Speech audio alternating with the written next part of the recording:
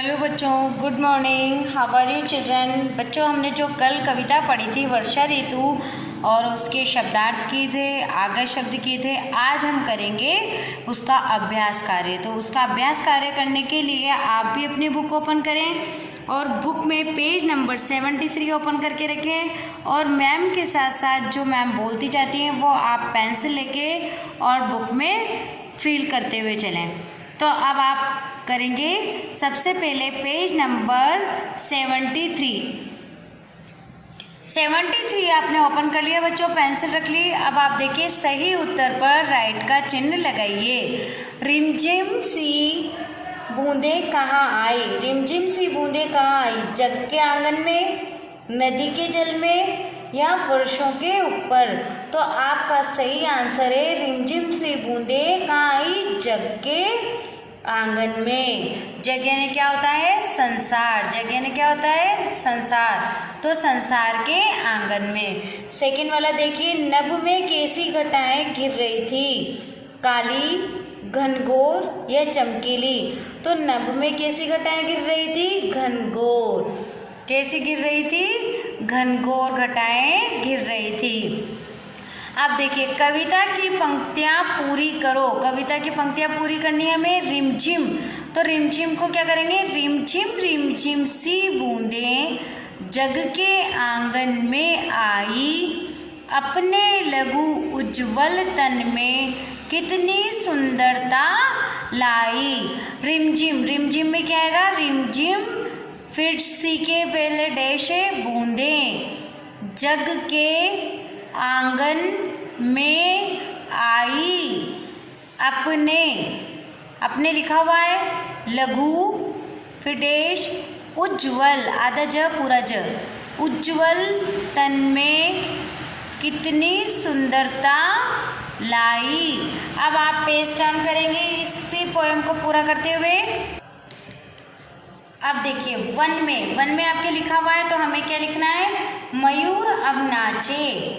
One में मयूर अब नाचे, मयूर यानी मोर, हंस हंस आनंद मनाए, हंस हंस हंस हंस कर आनंद मनाए।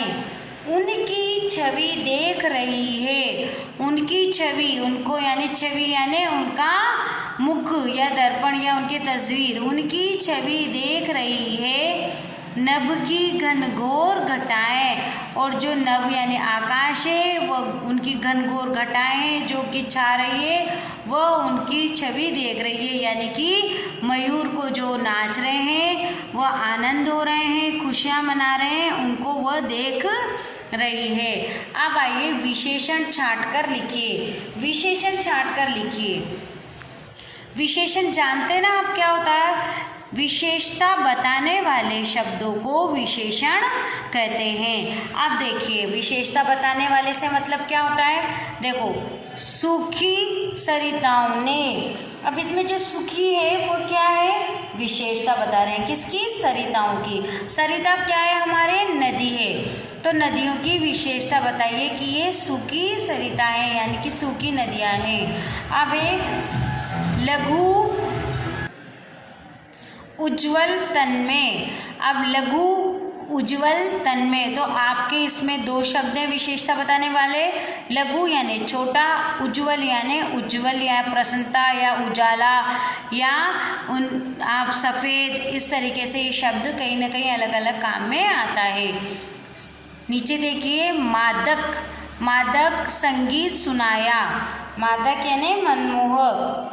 पीले पीले पल्लव, पल्लव यानी जो छोटे छोटे फूल खिलते हैं, पत्तियां खिलती है, कलियां खिलती है, उनके पहले जो पीले पीले छोटे छोटे फूल।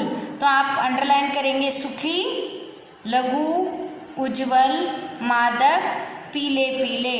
अब आते हैं हम तुक मिलाते शब्द लिखो। तुक मिलाते शब्द यानी कि आपके लिखा हुआ ये आया, क्या लिखा है, आया। अभी पीछे या है तो हमें ऐसा ही शब्द बनाना है जैसे गया, खाया, सोया, तो या पीछे आ रहा है ना। इसी तरह से सुनाया तो दिखाया, पढ़ाया, हंसाया, रुलाया, तो ये आप शब्द बना सकते हैं। मैंने लिखा है यहाँ पढ़ाया, आप भी लिखें तो लिख सकते हैं। देखो, फेंको, आप यहाँ लिखो देखो। ये फेंको की जगह आप और भी अच्छा शब्द भी लिख सकते हैं बच्चों। ये मैंने फेंको लिखा है, आप देखो की जगह अगर आपको और कोई अच्छा शब्द मिल जाता है तो वो भी लिख देना जिसके पीछे खो आता है। और अगर खो से मिलता शब्द नहीं होता है तो आप को का भी प्रयोग कर सकते हैं, क्योंकि को और खो का साउंड समान है।